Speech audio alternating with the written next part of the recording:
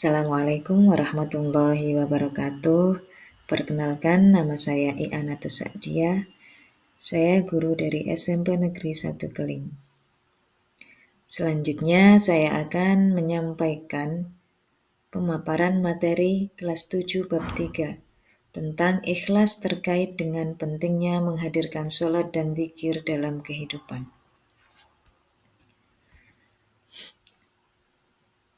Dalam pembahasan materi kali ini terdapat 4 pokok materi. Yang pertama yaitu definisi ikhlas dan tingkatannya. Yang kedua, makna sholat dan zikir. Yang ketiga, dalil tentang sholat dan zikir.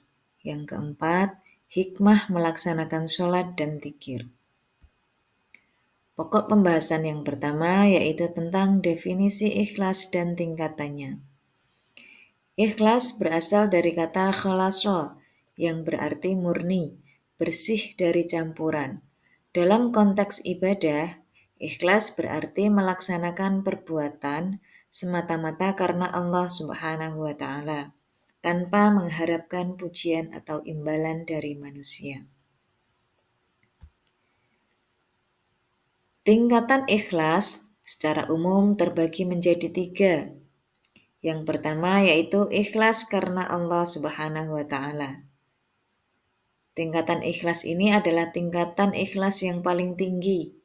Seseorang yang telah mencapai tingkatan ini hanya beribadah dan beramal karena Allah Subhanahu wa Ta'ala semata, tanpa terpengaruh oleh pujian, celaan, atau harapan akan imbalan duniawi. Tingkatan ikhlas yang kedua yaitu ikhlas karena akhirat. Pada tingkatan ini, seseorang beribadah dan beramal soleh dengan harapan mendapatkan pahala di akhirat, seperti masuk surga dan terhindar dari siksa neraka. Tingkatan yang ketiga yaitu ikhlas karena dunia. Tingkatan ikhlas yang paling rendah. Seseorang melakukan ibadah atau amal soleh dengan tujuan mendapatkan keuntungan di dunia, seperti rezeki, jabatan, ataupun popularitas.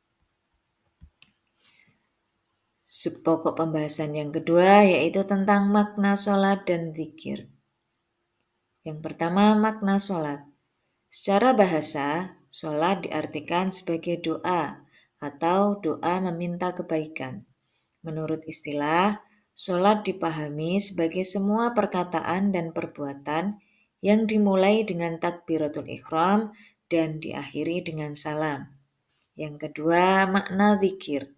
Arti zikir menurut bahasa adalah ingat, sedangkan menurut istilah, zikir diartikan dengan mengingat Allah Subhanahu wa Ta'ala sebagai upaya untuk mendekatkan diri padanya. Kita diperintahkan untuk selalu berzikir kepadanya dengan mengagungkan kekuasaan dan kebesarannya agar terhindar dari kesombongan. Tata cara sholat. Yang pertama, takbiratul ihram diikuti dengan niat. Yang kedua, berdiri tegak dengan membaca surat Al-Fatihah, dilanjutkan dengan surat pendek atau ayat-ayat dari Al-Quran. Gerakan yang ketiga yaitu ruku. Selanjutnya iktidal. Yang kelima sujud. Yang keenam duduk di antara dua sujud. Yang ketujuh tasyahud awal. Yang kedelapan tasyahud akhir. Dan yang kesembilan salam. Adapun tata cara berzikir dibagi menjadi 3. Yang pertama yaitu zikir dengan hati, yaitu dengan cara bertafakur dan merenungkan ciptaan Allah Subhanahu wa Ta'ala, sehingga timbul dalam pikiran bahwa Allah Subhanahu wa Ta'ala adalah zat yang maha kuasa.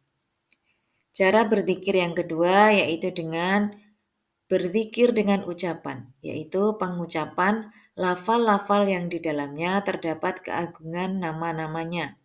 Contohnya yaitu dengan lafal tahmid, tasbih, tahlil, takbir, membaca Al-Quran, dan sholawat.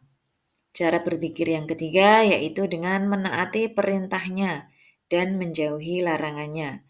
Ini merupakan zikir dengan perbuatan. Pembahasan yang ketiga yaitu tentang dalil tentang sholat dan zikir. Dalil tentang sholat terdapat dalam surat Al-Ankabut ayat 45 yang artinya, bacalah kitab Al-Quran yang telah diwahyukan kepadamu, hai Muhammad, dan laksanakanlah sholat.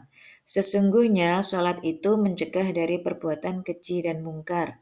Dan ketahuilah mengingat Allah itu lebih besar keutamaannya dari ibadah yang lain. Allah mengetahui apa yang kamu kerjakan. Sedangkan dalil tentang zikir terdapat di dalam surat Al-Ahzab ayat 41.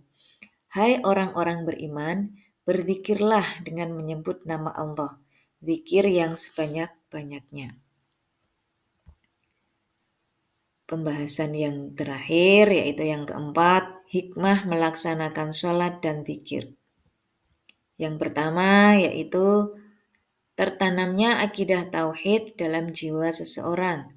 Yang kedua, hubungan antara manusia dengannya akan terjalin baik.